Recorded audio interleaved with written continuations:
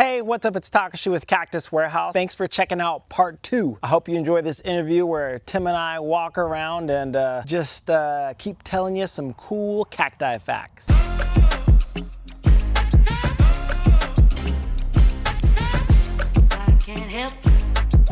A lot of people ask about staking plants and when to do it, why to do it, and I figure let's actually talk about this one right here and, you know, kind of walk me through the process and pretend like you're helping me out here, because you actually are.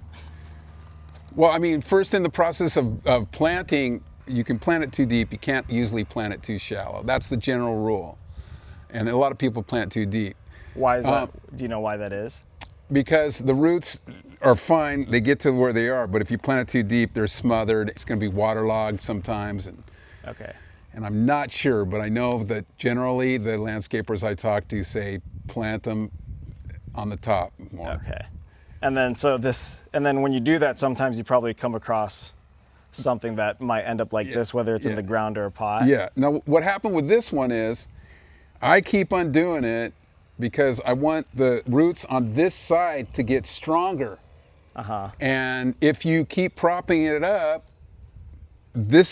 it'll naturally say, I don't need stronger roots on this side. So with trees in general, if you keep propping it up, it makes it weaker in certain other aspects and it doesn't stand on its own. But so I'm a little bit early at doing that. I keep tying it up and you keep cutting it off. You keep tying it up and I say cut it off. But we want to tie it up again, right? Yes, I do want you to tie it up again. I'm wrong again. So take everything with a grain of salt when I say it. What do you think this is really doing, though? I wouldn't tie it too tall. Yeah, about like that. Why this amount? Oh, maybe a little less.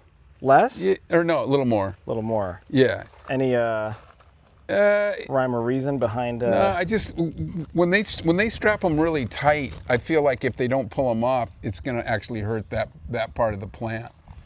They use Am I doing it in the right height? Yeah, you're doing it just right. And just leave it like that? Yeah. What about the branches down here? You know what? I would leave those branches. I think sooner or later, these guys are going to come straight up. You're going to have enough base. You could probably cut this off. Boom. Cut it off at an angle.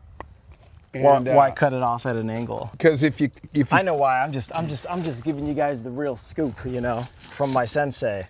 So if you cutting it off at an angle, it helps in regards to not having the water sit on it, and if the rain hits it, especially if it's straight up. Let's say you cut this off straight, the water could pool in the middle of it before it calcifies, and it could ruin the plant. So you cut it off at an angle, the rain season hits. Oh, when you hold on. Is the word calcifies or callus? Same difference. Is it? Yeah. Oh. Calcifies or calluses over. But when you do it at an angle, also, you only do that in springtime. You don't do your cuttings in winter. Your cutting should be done in spring, a little late spring.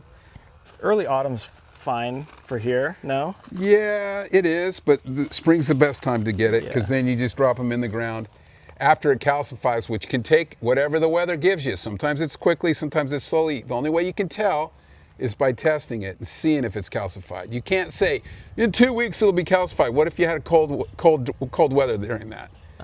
What if it was more humid during that? So you have to actually look at plants and go, what does that plant need?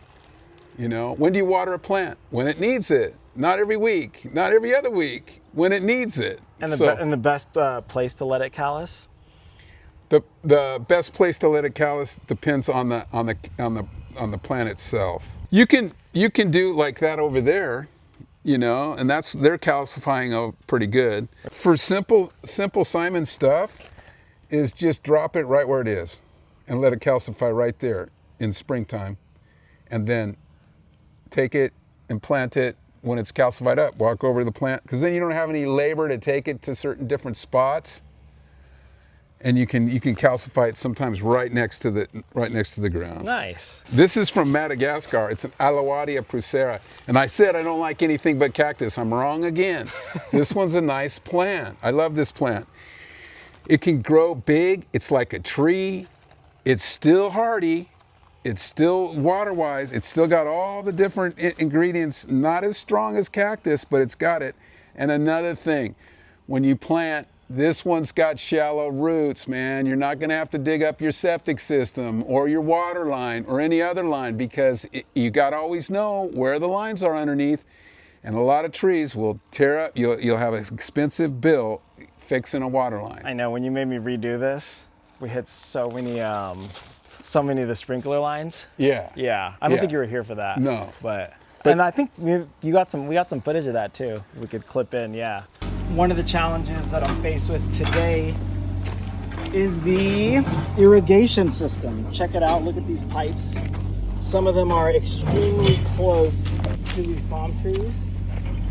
Tell us about this cactus. What's this? I think it's Oreoserius trolleyi. It's a shorter one. It comes from the Andes. I'm not sure if it was Peru or Ecuador or whatnot, but it's an Andes plant. And the white is to protect it from the high altitude sun. And so that's specifically why it showers itself with white, to protect its skin underneath. It's maybe like sunscreen. Yeah, it's a beautiful plant. The reason why I like it is it's a different color. It's a different texture. It's a different shape. So it works well with the golden beryl or other plants. And so it's a beautiful plant. Once again, it doesn't grow big, and it pups down below, so you can cut those pups off and plant them, and they're going to look just like that one in 5-6 years, maybe faster. And I love the spines, and the spines are well shaped. You can see it's healthy by the top. Right here at the top, when it's growing at the top, you know it's healthy. When the spines are growing right out of that top, that's a sign of a healthy cactus. One of the questions that I get asked the most is just about soil. So I want to have you talk about the soil, the kind of soil that we have in Fallbrook, and also if you were to pot cactus and succulents, the kind of soil that you would use. But first, talk about what we got here. The most important is drainage. So you want to make sure that you've got some drainage in your soil. A lot of times they mix it with a quarter sand and have different mixes, but you really don't need a high amount of nitrogen or any of the above. If you think about cactus, it grows in the desert. It grows where there's not a bunch of, it's not fertile, it doesn't have a lot of stuff in it that so many plants need. You can overdo it. You really don't need a bunch. This is out in these hills is a decomposed granite. Walk over and walk and walk and it's literally one of the best soils to have because the water just drains right through it. Cactus like to have their feet wet for a short time. Water deep and get off it until the soil completely dries out, completely. If you don't, you're gonna ruin your cactus. So this is just all decomposed granite. And this is decomposed granite. We throw a little supplement on every once in a while. But frankly, this soil as it stands is great. Also, it was an avocado farm at one time, and there was a lot of supplement leaves and supplement triple 15 that was put on underneath that, and that's in the soil still to this day. How long ago did you have the avocado farm? My children say I ruined their childhood by cutting the avocado trees down, but that was probably 20 years ago. That was a long time ago. Yeah, well, they're still not happy with me because I cut their childhood down. That's pretty brutal. Why'd you cut it down? Because of the water. You know, you can have one good year in avocados that make up for 4 or 5 bad years, but it's farming, man. You got that little flower that's going to turn into an avocado. Oh, it turns 95 for 6 days, that flower. Done? You lost your bloom. Oh, you're screwed. Oh, you don't really? get any crop that year because a big old wind comes through and your avocados are about this size, but they don't have any oil content in them yet. They're just cruising along. They're getting there. And the wind comes and half your crop is worthless and on the ground. Got it. It's farming. Farming's not that great. So cacti, get your cacti. So cacti is, once again, you know. What about a lot of people live in colder climates, so they're doing a mix of like indoor, outdoor, in pots. If you were doing these plants in pots, how would you make soil? What would your mix be? A quarter sand or some kind of pumice, some peat moss, not too much, and the regular, just regular dirt. I don't know, another quarter peat moss. That much? Yeah, maybe a little less. And then just like dirt? And then just your basic dirt. When you say basic dirt, like dirt that you get from a store, what do you mean? No, so like the cheaper way to do it is go to these where they sell rocks and 3/4 inch and that stuff. They also sell dirt. A lot of these big companies sell dirt. You call them up and they go, I need a half ton, I need a ton of dirt. And they'll go, what do you want? What do you want it for? And they'll give you the mix. And you'll go, this is the mix I want. And you can get it. And it's a cheap way to buy dirt, you know, very cheap way to buy dirt. So and they'll drop it off, dump it. Let's make it super simple. Let's say you call up like a local, what kind of company are you searching? Materials. They call it materials. Okay. They call them materials where they sell rock of different landscape types, soils of different landscape types, and yeah, rock and soil. That's what they haul it around. And you just call them and say, do you have dirt that I can buy? Yeah, and they'll give you a mix, and they'll mix it for you.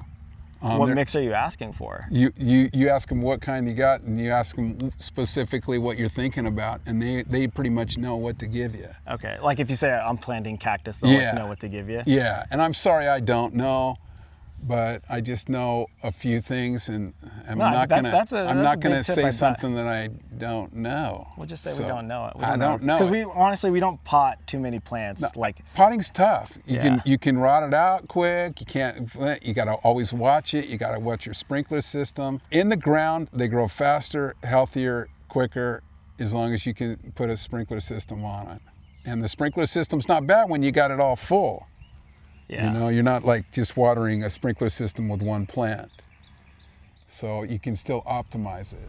Nice. So a question that it gets asked is sometimes golden barrel cactus will grow pups on the side of them like this, and people want to know, like, are you actually able to take these off? I did that with this cactus. This one right here? Yes, I pulled them off the side. And it didn't look good. There's actually a hole right here where one of them was, which I pulled. I think that's what stimulated all these pups around there. You know, if you pull those off, there's gonna be some substantial scars in that area. I should probably do it again, just experimenting. What happens with the ones you pulled off? Did they grow? You know what? I'm sure they will if you calcify them right and let them hang out. The thing is, when you pull something off, it's wet and pulpy. If you plant that in the ground, it's like still a bleed. It's wet and bleeding. When it calcifies over, scales up, that's when you plant it. So like even when you plant rooted plants, if you cut those roots a little bit, there's a sensitive spot. You should probably give it a week or so and let those tiny little tips at the end of your root calcify over before you plant it. You just want it super dry. You want it dry everywhere. Yeah. This was my first cactus that I planted like a long time ago. And this would be... Well, I thought you said it was the Peruvianus. No, the Peruvianus is down there. This was like, I just planted this one like 20 years ago, but... Just for fun. Yeah, I wasn't enthused with cactus, and I abused this one, and otherwise it would be much bigger and happier. So this one's like 20 years old. Yeah, but it was abused. It could be much bigger and much happier. But even if you abuse them, it still looks pretty. How big was it when you planted it? Small. It was about little pineapple size. Nice. So, and then this is seed. If I can get it without getting spiked, this is seed. You take this off. And then you take this dude. See all that black seed in there? It's insane. And there's a ton of it. Those are healthy seeds. How many? I think there's 300-400 in each one of these. Do not quote me on that either, but there's a lot of seed. Oh yeah, how many you can get a pods lot. do you think? In fact, I propagated. I knocked on people's doors and go, hey, pardon me, you look like you have a lot of flowers on the top of your golden barrels. And can I just go pluck it? And they're looking at me like, what are you talking about? I go, I won't harm the plant or do anything. And after a while, after I keep talking for about 5 minutes, they go ahead, get away from me, go ahead and do it. And so that's what I do. And I actually propagated a lot myself. Dried the seed, put it in. And my suggestion on that is plant it super thick. And I got an exciting announcement. We're actually going to start selling some seeds. So, you know, I think in about a week or two, once I get it all set up, you'll be able to buy them on your own. Or, you know, you could just knock on someone's door and Do that. do that. You don't need to buy them from us. Also, I've heard where I haven't done this, but I'd probably like to do it sometime. Get a long drill bit, about that long, drill right through the mother-in-law's cushion. Why would you do straight that? down. Don't hit the roots on the bottom, but drill down about this deep, like this, because it's going to freak the plant out. And when the plants get freaked out, you know what they do? They go into survival mode. So I don't even know what this thing would do if you went into survival mode. Would it pop a bunch more pups? What would it do? Would it cover it up? But I've heard multiple people say they core it right out of the middle. They don't hit the roots at the bottom. And they pull it out and they go. And I don't suggest you do that.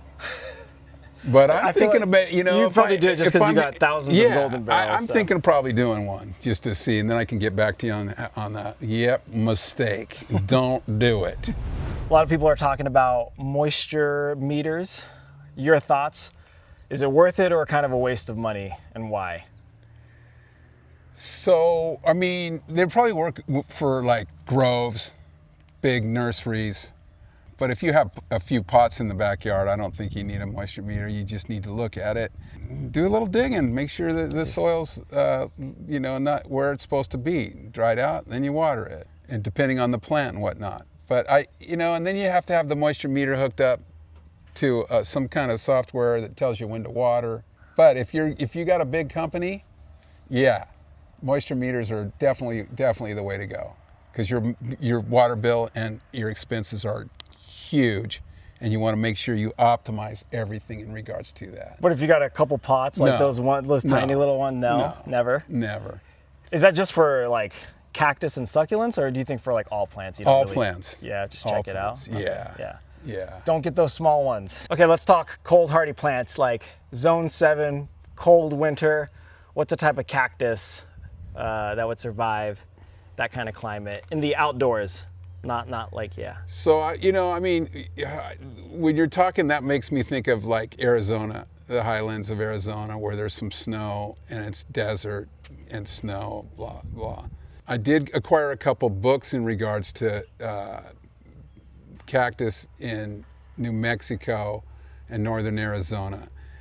And mostly they're hedgehogs. They're called hedgehogs. Yeah. And they're the cold resistant ones. But still, I don't think there's do not quote me, I don't think there's a whole heck of a lot of cold, hardy. Remember, cold and hardy are basically the same word. That's available. You're driving through that area. When you're looking out there, you don't see a bunch of cactus growing that you do in outside of Phoenix or outside of those areas where you actually see saguaros and different kinds of cactus. So yeah.